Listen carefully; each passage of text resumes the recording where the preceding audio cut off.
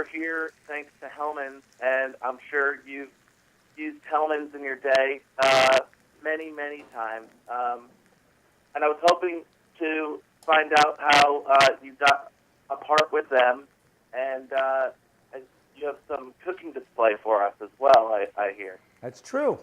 Well, I'm teaming up with Hellmann's to celebrate its 100th birthday. I've used Hellmann's my entire life. We didn't know there was other mayonnaises. I would only recognize these jars, and that's how it came to be. They called and said, listen, are you interested in doing a Hellmann's promotion? I said, outside of the rest of the map of our entire lives, I think it would be very easy to do.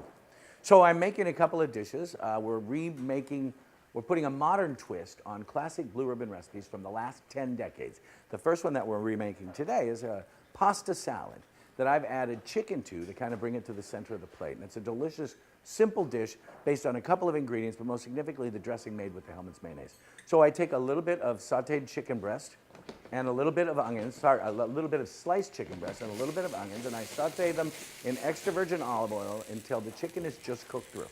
When it's at that point, I add a nice little handful of raisins and a nice little handful of chopped green olives. And at this point, you can personalize it by adding just about anything you want. You just want to make sure that it's going to add something to it, not just be there. And then you cook that until it's cooked through, and then you take it off the heat and you allow it to cool.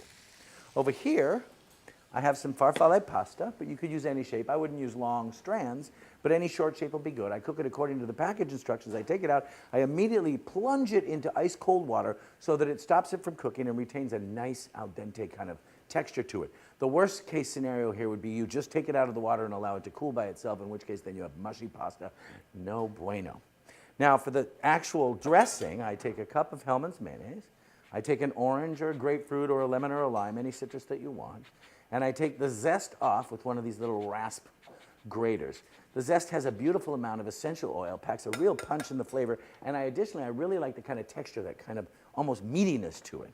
Then I take half that orange, and I squeeze it right into the mayonnaise, pulp and all, because I'm really kind of looking for that nice fresh texture and that kind of remarkably hydrating crunch that citrus has. I'll take a pinch of salt and then just whisk it until it all comes together. Now that's a creamy, delicious, and surprisingly balanced dressing already. This would be great for grilled vegetables, any kind of summer dish that you have. Even grilled seafood would be really good with this. I pour it over the blanched pasta. I take the now room temperature pieces of chicken with the olives, the raisins, and the onions, and I stir all of that through. I add a nice pinch of fresh picked Italian parsley leaves, but you could add any herb or chopped arugula or even some chopped romaine, quite frankly, to add a little bit of crunch, a little bit of color, and some nice texture. And then to take it to the plate, we put the plate right there. And at room temperature, just made like this, it's delicious, but it's also really good if you let it chill down in the refrigerator, nicely wrapped. And then to serve it, we put a little bit of the parsley over the top, another little punch of the orange zest, and there you have it. How's it look? It looks fantastic, and now I'm so hungry that I just want to eat all of it. I love that. And on that note, like, obviously you just made that for us and our viewers. When someone invites you, I always wanted to know this. When someone invites you over to their house and they're the ones that are cooking, what do we cook, Mario Batali, to make your belly full, make you happy?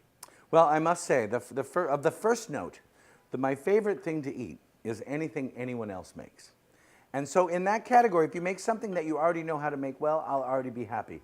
But to impress cooks and chefs and people in the restaurant business, it's more about the product than it is the raw product, than it is about the complicated technique. So for me, a roasted chicken or a delicious tuna fish salad made with Hellmann's mayonnaise would be just as impressive than something that you may not be able to pull off completely well. So practice a dish or just do something that's simple, because I'm happy to eat, but I'm really coming over to your house to chit chat with you and hang around.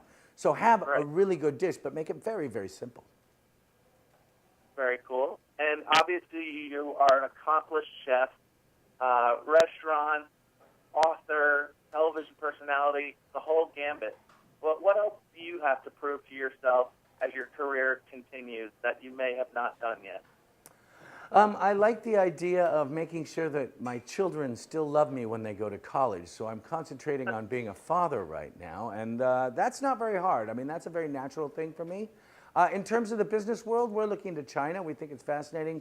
We love the whole idea of grocery stores because in that place we can hold even more big piles of Hellmann's mayonnaise all around the store.